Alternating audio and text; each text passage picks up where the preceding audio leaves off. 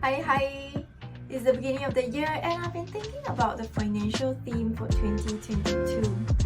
With the latest Omicron variant, it seems like we're finally entering the endemic stage of COVID-19. The battle we've been fighting for the past 2 years has finally come to an end.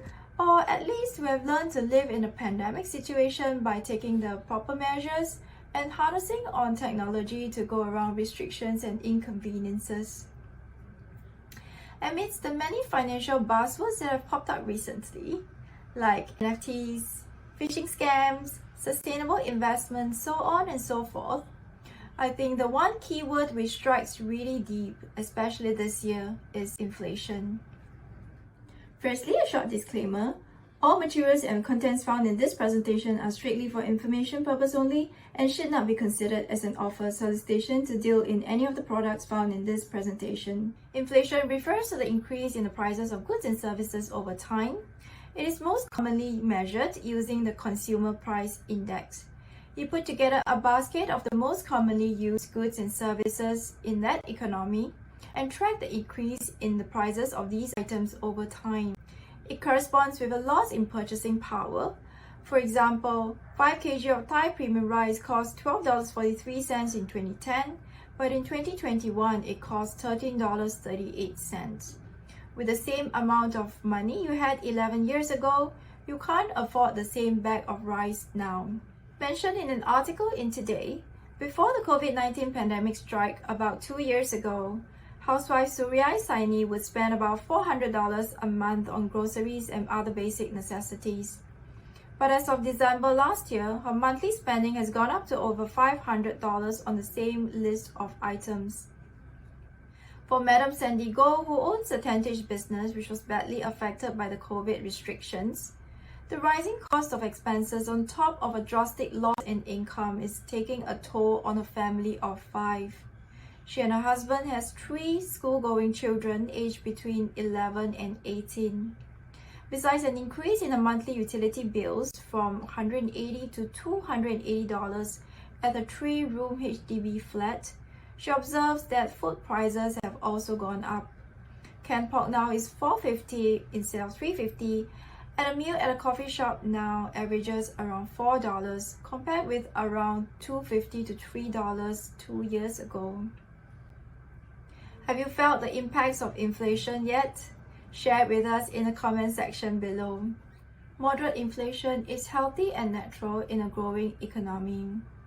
When people are well employed, they contribute to the production of goods and services and they get decently rewarded in wages and bonuses, and they get a salary increment every year. They consume more and the increase in demand pushes prices up. However, inflation can be a cause for concern when the economy does not grow as fast and our salary increments do not correspond to the increase in prices. You find that your standard of living drops. Like if you used to be able to feed your children a full bowl of rice, now you can only give them 3/4 of a bowl.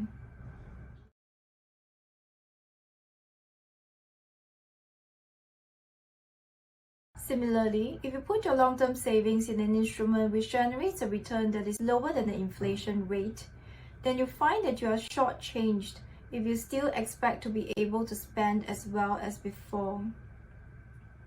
So to look at inflation objectively, one also has to consider the country's employment rate, wage increase, as well as interest rates. In actual numbers, overall consumer prices in Singapore rose by 4% in December 2021, the highest year-on-year increase in the past 8 years. It exceeded a median forecast of 3.7%, beating expectations for 4 months in a row.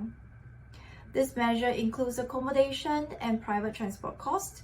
If you do not need to pay rent and you take the bus and MRT to go around, you should be looking at the core inflation rate instead, which was 2.1% for December 2021. The high inflation in recent months come on the back of an equally strong economic recovery last year, when the Singapore economy expanded by about 7%, the most in 11 years. In other words, still not so bad lah.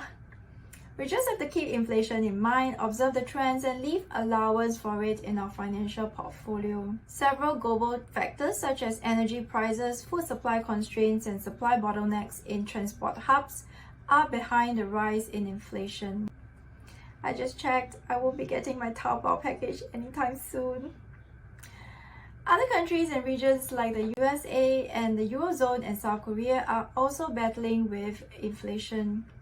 We also should not forget that GST is slated to increase from 7 to 9%, as our government has resolved to do so to make up for the past 2 years of pandemic spending. With GST increasing from 7 to 9%, I definitely won't be doing so much Taobaoing. So I think this is it. I hope you have taken away something which you can apply while reviewing your long-term financial portfolio. If you like my video, don't forget to give it a thumbs up. To have a more in-depth discussion of your long-term financial planning strategies, click on the link below to book a slot on my Calendly. And as usual, be blessed in your finances and in your life. 新年快乐! Hola! See you around. Bye.